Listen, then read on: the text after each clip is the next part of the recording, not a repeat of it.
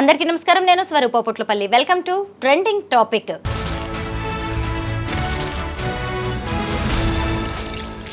పాడుతా తీయగా కార్యక్రమానికి సంబంధించి సింగర్స్ సునీత, ప్రవస్తి మధ్య జరుగుతున్న డిస్కషన్ మనమందరం చూస్తూనే ఉన్నాము.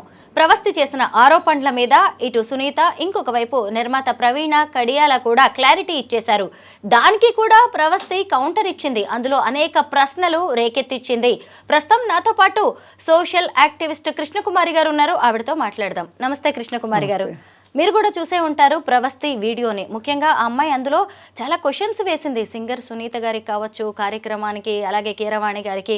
ముఖ్యంగా అసలు లిరిక్స్ మర్చిపోయిన వాళ్ళు స్టేజ్ మీద, అలాగే చేతి మీద లిరిక్స్ రాసుకొచ్చిన వాళ్ళు టాప్లో ఎలా ఉన్నారు, అలాగే ఒక పాట పాడక ముందే సునీత గారు జడ్జిమెంట్ ఎలా ఇచ్చేశారు, ఇలాంటి క్వశ్చన్స్ ఆ అమ్మాయి అడిగింది. ఇవి విన్నప్పుడు పాడుతా తీయగా వంటి కార్యక్రమాన్ని ఫాలో అయ్యే మనలాంటి వాళ్ళం నిజమా ఇలా జరుగుతుందా అనే మనకు కూడా అనిపించింది. మీరేమంటారు కృష్ణకుమారి గారు? అది ఇప్పుడు ప్రవస్తి చెప్పే విషయాలను బట్టి చూస్తే అక్కడ ఏదో నేను నిన్నటి వరకు ఏవైనా జరిగితే ప్రొడక్షన్ హౌస్లోనే జరుగుతాయి.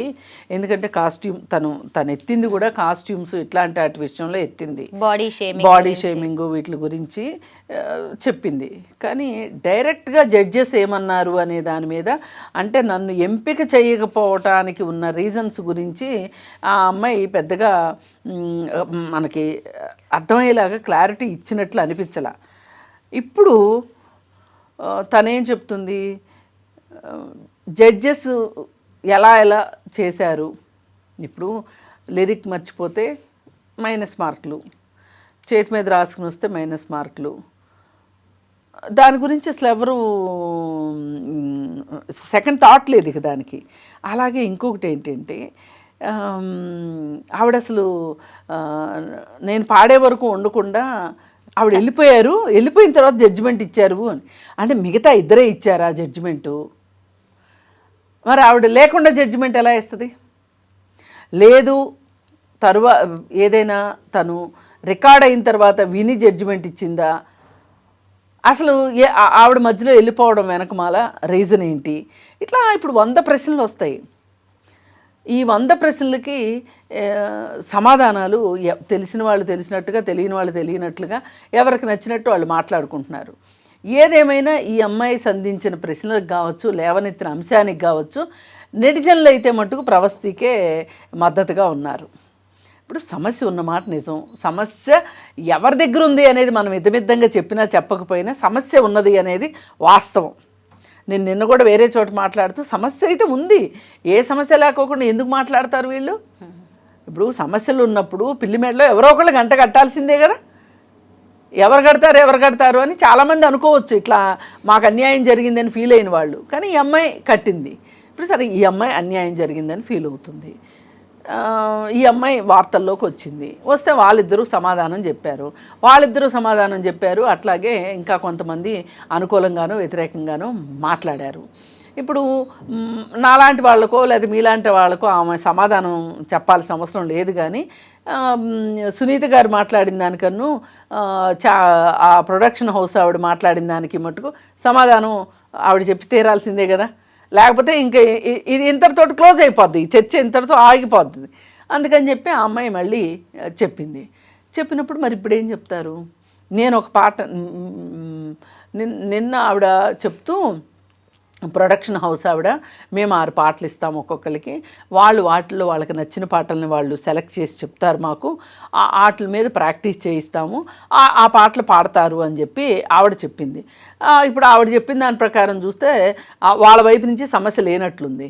కానీ ఇప్పుడు ఈ అమ్మాయి ఏం చెప్తుంది, నేను ఒక పాటను సెలెక్ట్ చేసుకుంటే నాకు బాగా వచ్చిన పాట, ఆ పాటని నువ్వు పాడొద్దు అని చెప్పి ఆ పాటను అలా వదిలేకోకుండా వేరే అమ్మాయికి ఇచ్చారు. ఆ వేరే అమ్మాయి ఆ పాట పాడితే ఆ అమ్మాయి ఏమో పోటీలో ఉంది, నేనేమో ఎలిమినేట్ అయ్యాను. ఇప్పుడు ఈ అమ్మాయి ఏమంటుంది, అది నాకు బాగా వచ్చిన పాట కాబట్టి, నాకు ఇష్టమైన పాట కాబట్టి, నేను ఒక అనుభూతిలో నేను పాడతాను కాబట్టి నేను ఖచ్చితంగా గెలుస్తాను అనే నమ్మకం ఈ అమ్మాయికి ఉంది. మరి అలాంటప్పుడు ఆ పాటని, ఈ అమ్మాయి సెలెక్ట్ చేసుకున్న పాటని కాదు అని ఆ అమ్మాయికి ఇవ్వడం వెనకమాల అర్థం ఏంటి అంటే, ఇది ప్రొడక్షన్ హౌస్లో నుంచి సమస్య పాకి జడ్జీల దాకా వెళ్ళి అంటే జడ్జీలు మళ్ళీ ఇక్కడ నిమిత్త మాత్రులా లేకపోతే వాళ్ళ పాత్ర ఎంత ఉంది అనేది కూడా తేలాల్సిన అవసరం ఉంది. ఇప్పుడు ఈ చెప్పే సమాధానాలను బట్టి కూడా ఇప్పుడు సునీత గారు ఒక కౌంటర్ ఇచ్చారు. ఇచ్చినప్పుడు నువ్వును మా అమ్మ మా మ్యూజిక్ హౌస్లో కూడా పాడారు, మిమ్మల్ని సేఫ్గా ఇంటి దగ్గర దించాను అని చెప్పింది. అసలు నేను దానికి మా అమ్మ రాలేదు, నన్ను ఒక్కదాన్నే పంపించింది అని ఆ పాప చెప్తుంది. మా అమ్మ పంపించేప్పుడే చెప్పింది జాగ్రత్తగా తీసుకెళ్ళండి, తీసుకెళ్లే బాధ్యత మీదే, తీసుకొచ్చే బాధ్యత మీదే అని చెప్పింది. అందుకని ఆ బాధ్యత ప్రకారం ఇప్పుడు మన దగ్గర కూడా చాలామంది ప్రోగ్రామ్స్కి వచ్చే వాళ్ళకి మనం కన్వేయన్స్ ఇస్తాము, మీరు ఇస్తారు. ఇప్పుడు నాకు కూడా నా కారు లేని రోజున నాకు పంపిస్తారు కారు, మళ్ళీ జాగ్రత్తగా తీసుకొచ్చి దింపుతారు. ఇది చాలా మామూలుగా జరిగిపోయే విషయం. వాళ్ళ విషయంలో ఖచ్చితంగా చేయాల్సింది, ఎందుకంటే చిన్న అమ్మాయి కాబట్టి. మరి ఇంత చిన్న విషయాలని కూడా నేను అప్పుడు అది చేశాను, నేను ఇప్పుడు ఇచ్చేసాను, నేను అప్పుడు అలా ఉన్నాను కదా, అప్పుడు ఒళ్ళో కూర్చోబెట్టుకున్నాను కదా, ఇప్పుడు ఒళ్ళో కూర్చోబెట్టుకున్నాను కదా, ఇవన్నీ ఎందుకో జస్టిఫికేషను కి దగ్గరగా అనిపించట్లా, కొంచెం వాస్తవానికి దూరంగా ఉన్నాయి. అలాగే ఇప్పుడు ఈ పాప కూడా చిన్న చిన్న వాటిని కూడా కొంచెం భూతద్దంలో చూసిందేమో అనిపిస్తుంది. అందుకే ఇవన్నీ చూశాక నాకు వచ్చిన విరక్తి ఏంటి అంటే, మొత్తం ఎపిసోడ్ చూశాక అసలు ఇప్పుడు కాదు ఎప్పటి నుంచో ఉంది విరక్తి. ఆట ప్రోగ్రాంలో ఆట జూనియర్స్ చేసినప్పుడు పిల్లల్ని ఇలా హింసిస్తున్నారు. అసలు వాళ్ళు చిన్నప్పుడు ఆడుకోవాలి, పాడుకోవాలి, చదువుకోవాలి, అలాంటిది వాళ్ళని తీసుకొచ్చి మీరు చదువులు గిదువులు అన్నీ మాన్పించేసేసి ఈ దీంట్లోకి తీసుకొస్తున్నారు. దీనికి ఒక సర్టన్ వయసు ఉండాలి. ఇప్పుడు 14 ఏళ్ల లోపు మన భారతదేశం ఏం చెప్పింది, నిర్బంధ విద్యా విధానం చెప్పింది. 14 సంవత్సరాల లోపు పిల్లలు ఖచ్చితంగా స్కూళ్ళలోనే ఉండాలి ఎట్టి పరిస్థితుల్లో. లేదు అనుకుంటే స్కూల్కి అనుబంధంగా ఆటల్లోనూ పాటల్లోనూ ఉండాలి. అంతేగాని ఇవి స్కూల్కి అనుబంధమైన పోటీలా? అసలు ఎందుకు ఈ పిల్లలతోటి ఈ పోటీలు అనేదాకా వెళ్ళింది. ఎందుకు అంటున్నానంటే, ఇంత చిన్న పిల్లల్లో హోల్డ్ చేయగలిగే కెపాసిటీ ఉండదు. ఇప్పుడు మీరు మీ 10 ఏళ్ల వయసు అప్పుడు మీకు ఏదైనా ఒక సమస్య వస్తే మీరు దాన్ని డీల్ చేసిన విధానానికి మీరే డీల్ చేశారా, లేకపోతే మీ పెద్దవాళ్ళకి వెళ్ళి చెప్పారా, మీ స్నేహితులకి వెళ్ళి చెప్పారా అనే దాని విషయంలో డిఫరెన్స్ ఉంటుంది. అదే ఇప్పుడు మీకు 30 ఏళ్ళు వచ్చేసినాయి. ఇప్పుడు మీకు ఒక సమస్య ఎదురైంది అనుకోండి, మీరు ఆలోచించుకోగలుగుతారు. బెనిఫిట్ ఆఫ్ డౌట్ ఉంటే పక్క వాళ్ళని అడుగుతారు. అంతేగాని ఈ సమస్య వచ్చింది, నాకేంటి సంబంధం లేదు, అమ్మ ఈ సమస్య పరిష్కారం చేయి, లేదు పెళ్ళి అయితే భర్తని సమస్య పరిష్కారం చేయమను, లేకపోతే ఫ్రెండ్స్ ఉంటే వాళ్ళని పరిష్కారం చేయమని నేను హాయిగా కూర్చోగలుగుతానా? కూర్చోను కదా. ఆ కెపాసిటీ వచ్చే వరకు పిల్లల్ని ఈ దారుణమైన పోటీలకు దూరంగా ఉంచాలి, వాళ్ళ బాల్యాన్ని చిదిమేయొద్దు అని చెప్తున్నా. ఇంక తల్లిదండ్రులు కూడా ఇంక మా అమ్మాయికి పాటలు వచ్చినాయి ఇంతే చాలు, మా అమ్మాయికి ఆటలు వచ్చినాయి ఇంతే చాలు, ఇంక ఇదే లోకంగా చేయడం ఎంతవరకు శాపం అసలు? చదువును కూడా నిర్లక్ష్యం చేస్తారు. చదువు కూడా ఇప్పుడు అదే చెప్తుంది, నేను నా చదువును కూడా పక్కన పెట్టాను, నాకు ఇదే కదా నా లైఫ్ అని మాట్లాడుతుంది. ఇదే లైఫ్ అన్నప్పుడు ఇట్లాంటి పిల్లలే కదా మిగతా పిల్లలు కూడా. ఇప్పుడు ఎలా అయిపోయిందంటే ఒక సెన్సిటివ్ నేచర్ వచ్చేసింది అమ్మాయికి. ప్రొడక్షన్ హౌస్ వాళ్ళు బాడీ షేమింగ్ చేయటం వల్ల కావచ్చు, వాళ్ళు ఇచ్చిన కాస్ట్యూమ్స్ వల్ల కావచ్చు, వాళ్ళు ఇబ్బంది పెట్టే కాస్ట్యూమ్స్ అవ్వటం వల్ల కావచ్చు, ఇవన్నీ వాళ్ళు చేసి పాటలు సెలెక్ట్ చేసుకున్న తర్వాత ఆ పాటలను క్యాన్సిల్ చేసి వేరే వాళ్ళకి ఇవ్వడం వెనక కావచ్చు, ఇవన్నీ అయిపోయిన తర్వాత చివరికి మళ్ళీ పోటీలో ఉన్నప్పుడు ఈమె కోసమే అనకపోయినా నన్నే అన్నారు అని అనుకునే ఒక దాన్ని ఏమంటారంటే ఒక చోట గాయపడ్డ మనసు ప్రతి చోట గాయపడుతుంది అన్నట్లు అయిపోయింది. ఇప్పుడు ప్రొడక్షన్ హౌస్లో గాయపడింది ఏ రకంగానైనా సరే, ఇక్కడికి వచ్చేసరికి కీరవాణి గారు ఈ మాట అన్నారు, ఏది పెళ్ళిళ్ళలో పాడే విషయం అన్నారు, అది నన్నే అన్నారు అనుకుంటుంది ఆ అమ్మాయి. ఈ తల్లి నీ ఒక్కదా నా ఉద్దేశించి కాదు, నేను పెళ్ళిళ్ళలో పాడతాను, ఇంకొకళ్ళు పాడతారు, అయినంత మాత్రాన మన్నే అన్నారని ఎందుకు అనుకోవాలి? ఇంత ఓవర్ సెన్సిటివ్ అయితే ఎట్లా, ఇంత అత్తిపత్తిలాగా అయిపోతే ఎట్లా అనేది కొంచెం తల్లిదండ్రులు కూడా ఆలోచించాలి. ఇవాళ ఈ జనరేషన్ ఎలా ఉన్నారండి, ఇమ్మీడియట్ గ్రాటిఫికేషన్ కావాలి. ఇప్పుడు ఈ పని చేస్తే ఈ పనికి సంబంధించిన పొగడ్త కావచ్చు, ఏదైనా ఈ క్షణమే ఇచ్చేయాలి. అందంగా ఉంటేనే అవకాశాలు అంటూ కూడా ప్రవస్తి చెప్పుకొచ్చింది. సరే, సినిమా ఇండస్ట్రీ కావచ్చు, సీరియల్స్ వరకు ఓకే అనుకోవచ్చు, కానీ మరి ఇలాంటి మ్యూజిక్ షోస్లో కూడా అందానికే ప్రియారిటీ అంటారా? అంటే ఇప్పుడు ఆ అమ్మాయి చెప్పింది కాబట్టి నమ్మాలి మనం. ఎందుకంటే ఆ పోటీలో ఉన్నది ఆ అమ్మాయి. మీరు నేను లేము. మీరు నేను ఉంటే ఏంటో తెలిసేది, మరి అంటే వాస్తవం ఏంటని తెలిసేది.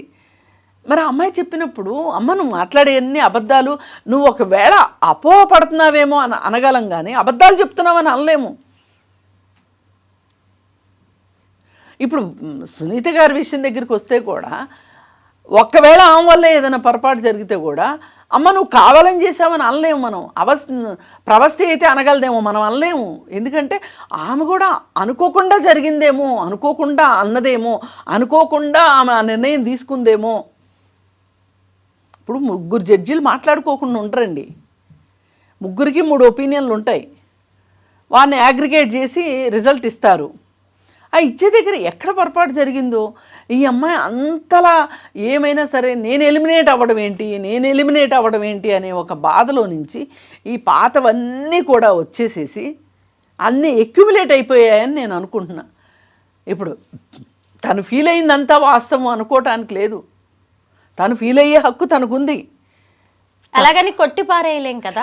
నేను అదే అంటున్నా, కొట్టిపారేయలేము. ఇది కొట్టిపారేయాల్సిన విషయం కాదు ఇది. ఎందుకంటే ఆ అమ్మాయి ఎన్నిసార్లు అదే టోన్లో చెప్తుంది, పైగా ఆధారాలు చూపించింది. నీ పాట నాకు కావాలి అని అడిగింది, ఆ పాట క్యాన్సిల్ చేశారు. మళ్ళీ అదే పాటని ఇంకొకళ్ళు పాడారు. ఇప్పుడు ఇంకొకళ్ళు పాడలేదు అనుకోండి, ఈ అమ్మాయికి డౌట్ వచ్చేది కాదు. అసలు ఈ అమ్మాయి నేను పాడతాను అని సెలెక్ట్ చేసుకున్న పాటని ఇంకో అమ్మాయికి ఇవ్వటంలో అర్థం ఏంటి? అంటే ఇక్కడ ఏదో జరుగుతుందనే కదా.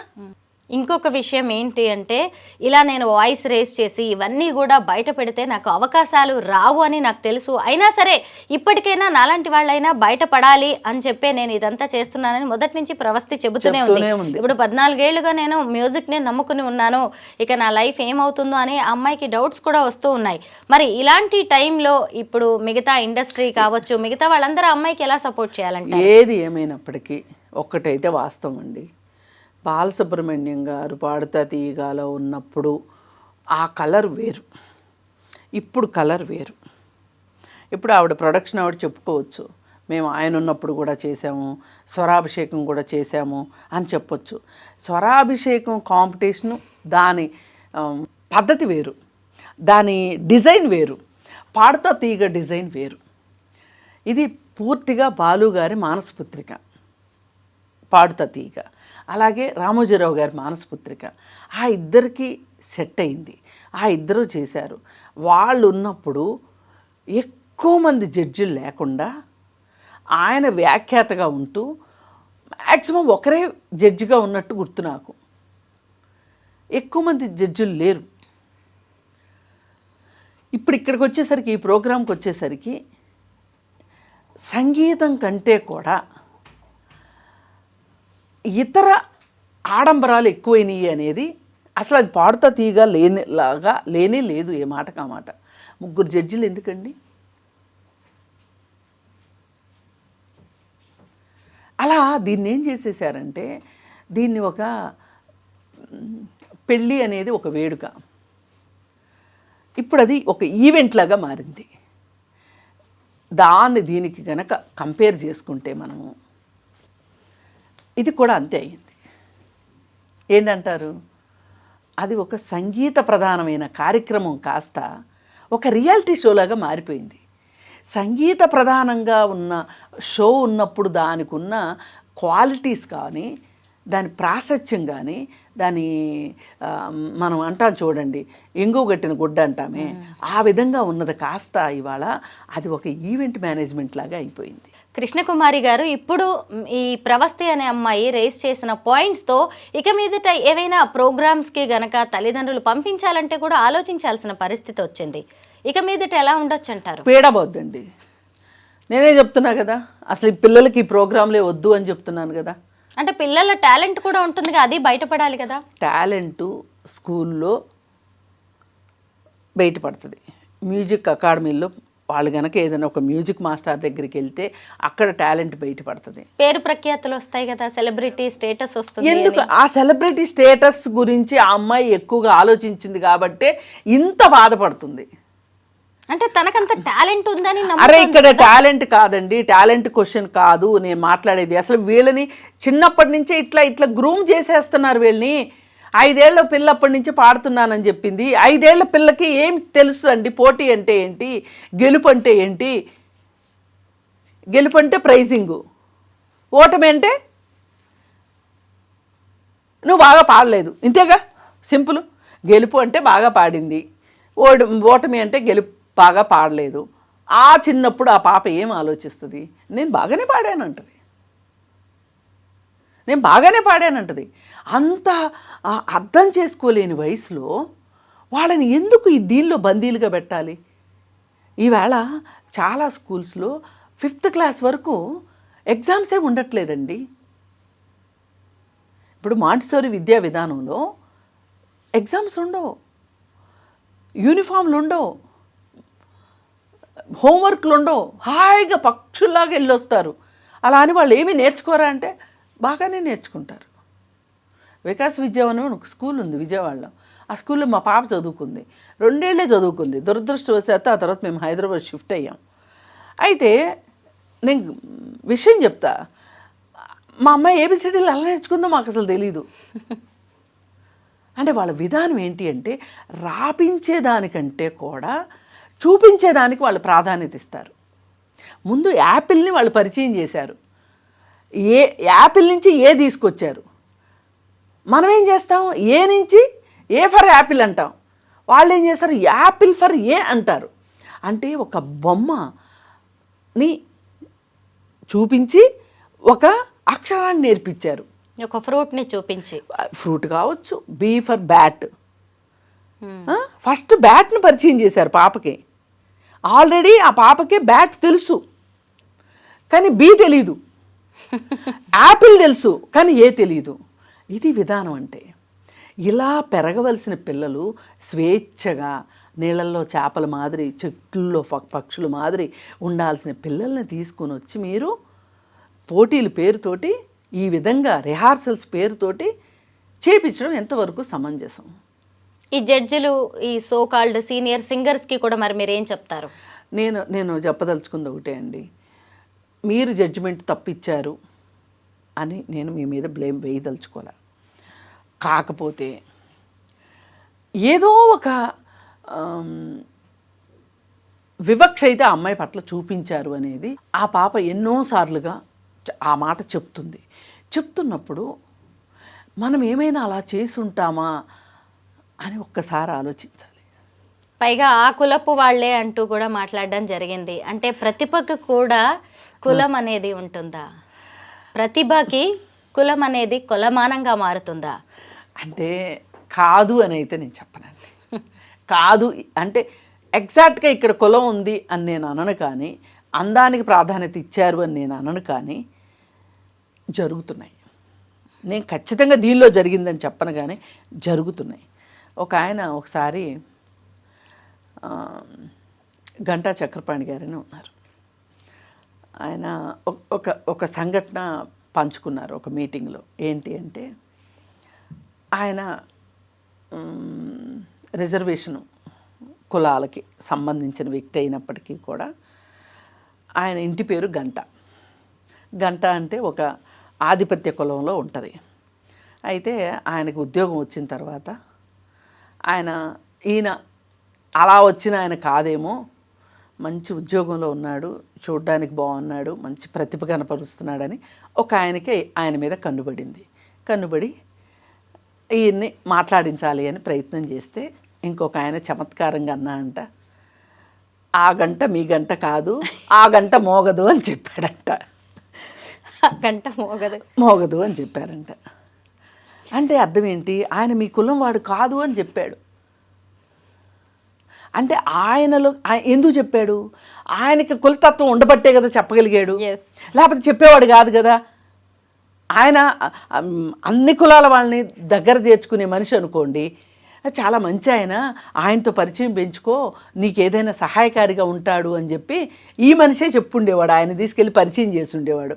లేకపోతే ఆయన నీ గురించి పదే పదే అడుగుతున్నాడయ్యా ఎళ్ళు అని చెప్పుండేవాడు.